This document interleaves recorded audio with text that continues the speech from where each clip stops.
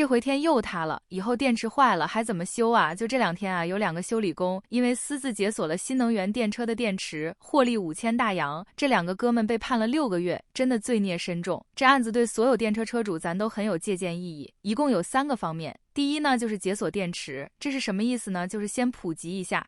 新能源汽车这个电池啊，如果受到外力的碰撞，很有可能变成自燃。电池呢，在出厂之前呢，就会设计了一套叫做 BMS 电池管理系统。如果真的到这个车辆发生碰撞，这个电池啊，马上就被就锁定了，然后就限制它的输出功率啊，减少了这个电池自燃的安全风险。这通俗点说啊，就是你开着开着，突然咔嚓一下碰上一个东西，这哥们一判定，哎，有风险了，马上就把这个电池直接给我断电啊，直接功率下降。这俩哥们到底犯了哪条呢？咱话说了，不就电池上个锁，给解个锁吗？咋突然给判了呢？官方是给这么解答的，大概意思是说啊，这个电池如果要解锁的话，必须得去官方或者有授权证件的地方你才能解，否则的话这个安全风险谁都承担不了。但是这个过程呢，实际上是比较长的，而且有的时候甚至1个月2个月到授权的那个地方啊，那价格肯定是很高。这哥俩一琢磨，那去那地方多贵啊，是不是自己靠自己本事呗？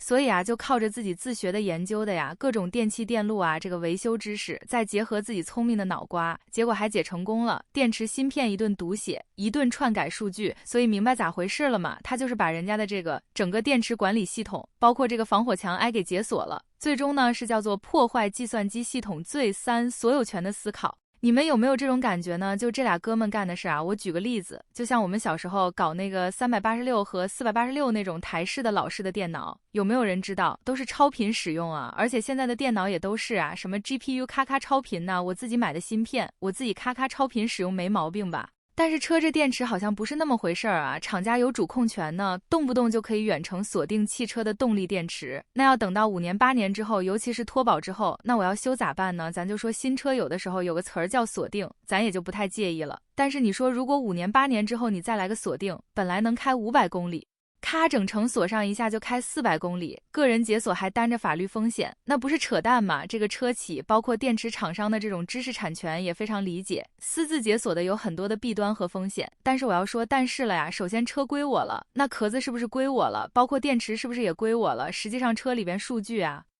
什么软件什么使用权都是我的，对不对？你会买一个完全没有拥有权的这种产品吗？再者说了，如果 4S 店厂商或者授权店如果便宜的话，谁去自己那旁边路边小店啊？另外一方面咱反推过来，这样干有没有垄断的可能呢？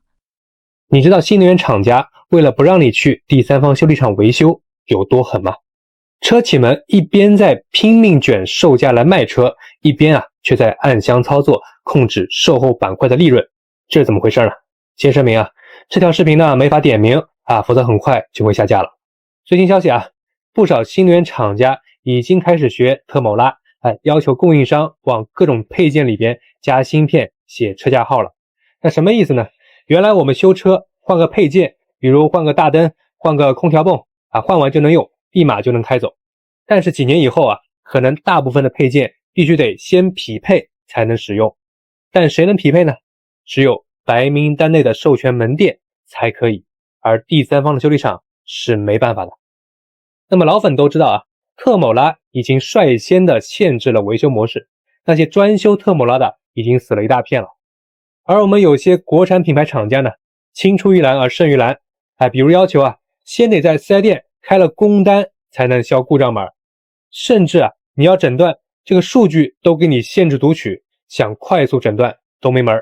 那这些措施如果未来真的推广开来，那全国40万修理厂的天可真的都要塌了。尤其那些只会换总成不会像我们这样深度板级维修，不会芯片级维修的，那以后就只能换换刹车片，换换齿轮油，洗洗空调，洗洗车，洗洗睡了。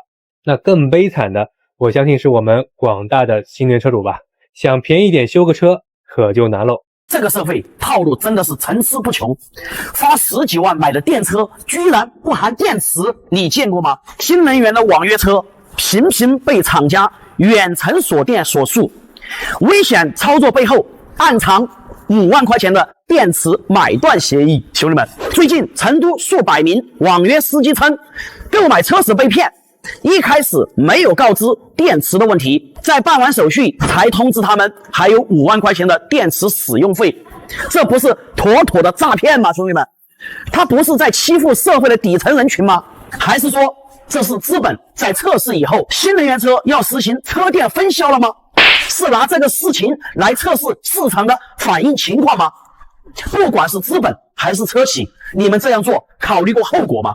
如果在高速行驶中你突然断电锁车，那车主乘客人身安全何在？现在这个事情他们交了钱就是吃亏，不交就没有办法开。有些人有些企业就是专门找些社会底层的人群来骗，很多人也看不懂厚厚的购车协议，这就让那些不法分子钻了空子。我在这里想说，做生意的人要有社会的良知，挣你该挣的钱，只有把客户服务好，争取人心，这才是一个企业的生存之道。不要想着如何去骗客户的钱，去骗别人的钱，去套路别人的钱，这样的企业，这样的生意永远都不会长久。有修理工表示，这么多年的燃油车从来没遇到这种事儿，客户流失去外面修太正常了。新车过3年脱保了，50%的客户都不回 4S 店，也没见哪个品牌不让。车主从交钱提走车那一刻开始，车上所有的东西都是车主的，享有物权和使用权。但是现在来看，电车很多东西你根本就掌控不了。人家远程想给你锁死，甚至遥控监控车辆易如反掌。大家记得去年某女士在车内玩耍，视频呢被厂家监控人员传到了网上。包括前段时间某些车自动撞墙。当然现在动力电池的锁电就太正常了。我稍微的透露点行业信息，其实正常的动力电池也有2种锁电情况。第一种呢就是电池续航的虚标。正常厂家一块电池会锁电个5%到10%，比如同样的60度电池，普通的续航呢就在450公里，锁了5度左右的电，防止电池过放损坏。但是有的厂家为了显示能耗做得好，在 CLTC 测试时把5度电给解锁了，这样测试出来续航就能跑500公里，而等到车主买回去呢，再通过远程或者 OTA 升级，再把那5度电给锁死，防止过放电损坏。这也就是为什么车主常见的电池虚标。还有一种呢，就是为了防止保修期内电池衰减过快，每年系统会释放个2到3度电，这样呢就能保证电池的健康度不衰减到80%以下。类似的情况在国外有很多的投诉案例。那么特斯拉会有是这样的情况呢？要买车千万不要去买特斯拉啊！才进来中国几年，好的不学，净学坏的。难道他不知道在我们国家垄断和技术封锁是违法的？他不知道吗？这一套玩法在我们国产车上面玩得炉火纯青，现在特斯拉也学会了。我也不知道这些车企是法力高强，还是可以蔑视众生。汽车维修技术信息公开实施管理办法里面写得非常的清楚，汽车生产者不得通过设置技术壁垒、排除、限制竞争、封锁或者垄断汽车维修市场。是你们生产汽车之前、卖车之前没有看过这个东西吗？没有读过吗？20年前我买了一辆5菱面包车，还送了一本这么厚的书，发动机做大修详细的参数都明明白白的。现在的车子有这个东西吗？你花钱都买不到。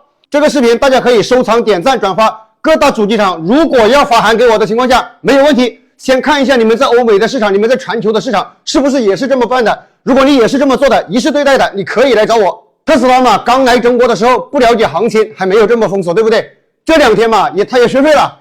你好的不学，学坏的干什么？说句心里话，现在合资车稍微还好一点，还稍微没有那么封锁的严重。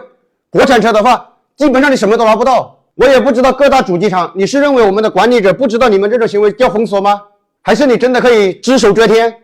我们汽修行业啊，也有500万的从业人员被你们玩弄于股掌之间。其实车主也是最大的一个受害者，买了你的车只能去你那里修，别的地方修不了，对不对？我们做任何事情要遵守法律嘛，你要讲道理嘛。我们可以竞争，你可以拼服务，可以拼质量，可以拼价格，但是不能玩手段。这算是特斯拉学坏吗？应该不是，大家都一样，不然为什么会有终身质保这一说法的？终身质保就是终身在车企的售后有质量的维修，并且持续的掏钱。这就是终身质保的意义。别看现在车卖的便宜，后续会在维修上给慢慢的挣回来。在耍心眼子上，国人一直都是遥遥领先的。当然，按常理想，所有新能源电车都在 4S 店维修保养，那么对于二手新能源车而言，是不是就很有保障呢？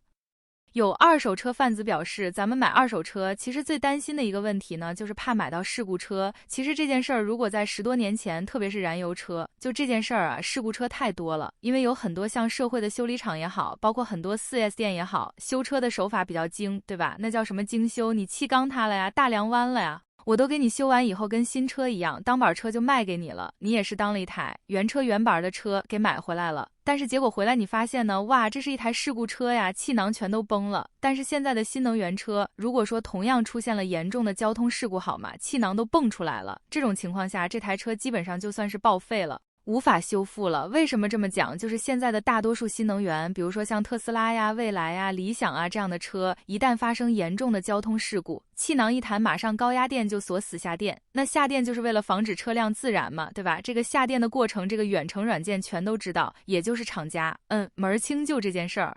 如果说这台车，比如说撞完了以后，经过某某某总程序吧，什么这个法院拍卖也好啊，包括这什么这个保险公司拍卖也好，等等一系列吧，有很多方式啊，最终流落到这个修理行业的手中了，想把这台车给它修复起来，但是修复完了以后，你是不是软件也需要解锁呀？要不然这车不上电你开不了啊！你就算把大灯杠、机盖都换上了，你不上电不行啊！那你就得用非法软件是吧？给它解锁，一旦解锁，厂家那边立马就接到通知，这台车修好了能上电了。那要厂家为了安全这台车的平安、安全的问题，那么要查这辆车到底是谁修的，是否是合法的。如果是非 4S 店、非认证的机构修这辆车 ，OK， 很有可能就报给帽子叔叔了。那谁解锁的这辆车，很有可能就把你带走，直接就踩缝纫机了。那么这个事儿，也就是说，以后的新能源车这种严重的交通事故，那很少有人修了。也就是咱们大家不用担心说，新能源的车买到了一个大的事故车，这种概率就低得很多了。但是国内二手车的水是要多深有多深，一般人还是绕道走比较好。汽车的3者险，不管你是保的200万还是300万，它就是个大坑。大家是不是以为你买个200万的3者险，在马路上开车就可以肆无忌惮了？太天真了，那是因为你没有吃过它的亏。如果你不信，我把我朋友刚刚身上发生的事情跟大家好好说道说道。那为什么说它是一个大坑呢？我朋友开车不小心把对方一个人撞成了重伤，那个人现在还躺在 ICU 重症监护室呢。人家住院加上医疗的费用，一共要花40多万。那本来我朋友想着他买3者险保费买的200万，肯定足够理赔了，对不对？也就没有太当回事儿。可等到他去到保险公司要求理赔的时候，对方却告诉他说，保险公司能承担的理赔部分只有20多万，那剩下来将近20万的钱需要车主他自己承担。我朋友当时就懵了，这3者险他明明买了200万呀，凭啥要自己掏腰包去理赔这20多万呢？保险公司给的答复是什么？他说，合同里面明确条款规定，医保万用药不在理赔范围之内，超过医保范围的进口药啊、器械甚至假肢的费用，保险都是不予理赔的。这部分是需要投保人，也就是车主他自己承担的。他才发现自己踩了一个大坑。说到这里，大家想一想，是不是每年大家买车险的时候，基本上是不会去阅读这个保险条款的，对不对？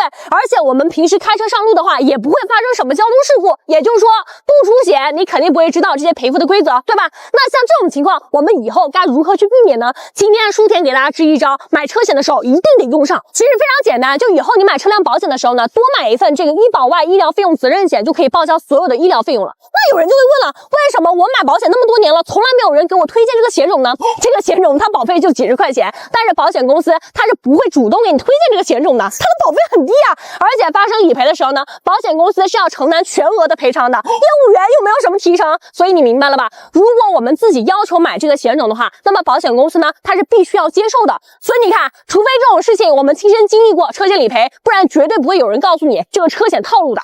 真是个巨坑，对于新能源车来说要好一点，现在很多新能源车直接就拒保了。近日一条新闻冲上热搜，多家保险公司明确拒保新能源汽车，目前拒保的对象主要集中在新能源货车以及新能源网约车上。今年以来，全国不少地方的新能源网约车商业险投保难，投保贵问题日益凸显。据相关报道，大地保险、阳光保险等公司的业务员均表示，不接受新能源网约车和货车的投保，即便是规模较大的保险公司，如平安保险、太平洋保险等，也对新能源网约车和货车投保持谨慎态度，有的直接拒保，有的则大幅提高保费和审核要求。今年11月，家住浙江的陈先生想给家中新能源车上保险，但多家保险公司表示给不了报价。陈先生说，这辆车上1年出过2次交强险，现在只有一家大型险企愿意承保，报价高达8800元，而去年保费仅4000元左右。上海网约车司机蔡先生表示，他1年出了3次险，下一年的保险费用从1万元涨到了1.8万元，有的同行还遇到拒保。陈先生和蔡先生的遭遇并非个例。新能源车险保费高的问题切实存在。国家金融监督管理总局数据显示，2023年新能源汽车车均保费为4395元，比燃油车高63%。也有一名保险业内人士透露，目前网约车的保险业务总体是亏损的，平均赔付率已达120%至150%。以某保险江苏分公司为例，2024年1至11月。新能源网约车险的综合成本率达到123%，即保险公司每收入100元保费就要亏损23元。正是因为新能源车的业务让保险公司持续亏损，导致大量保险公司不愿意再承保新能源汽车。造成保险亏损的原因主要是新能源车的维修成本更高，因为燃油车发展到今天，维修技术已经很成熟，一般燃油车出了故障，普通修理厂就可以解决。但新能源车发展时间不长，有时即使损伤很小，也得去 4S 店维修，甚至返厂维修，动不动就得换件，维修成本高出很多。新能源汽车主要价值在电池，一旦电池损伤，保险公司往往就得给予高额赔偿。一般情况下，一块电池即使可以修好，但碍于汽车厂家规定，维修过的电池不在质保范围，车主也会选择换新电池。那么承担代价的就是保险公司，有个公司光赔付一块电池就赔了超17万元。目前而言，短期内解决这个问题确实有难度。对于保险公司来说，任何一个业务持续亏损都难以长期经营下去。对于车主来说，保费过高，他们宁可裸奔，而且这种情况随着时间推移会越来越严重。发展新能源的弯道超车，估计最终的结局就是弯道翻车了。